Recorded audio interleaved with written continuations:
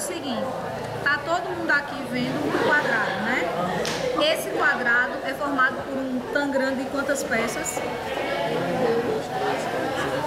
7 peças, né? Ó, com um tangram de 7 peças eu posso formar até 8 quadrados de formas diferentes.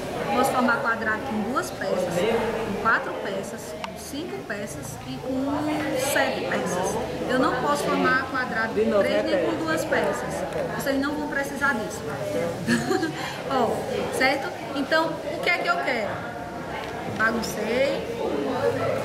Eu quero que vocês montem um quadrado para mim usando apenas 5 peças. Primeira atividade, usando apenas 5 peças, certo? Usando 5 peças. Não, no qual já mandei. É assim. Vamos lá, só dar uma olhada.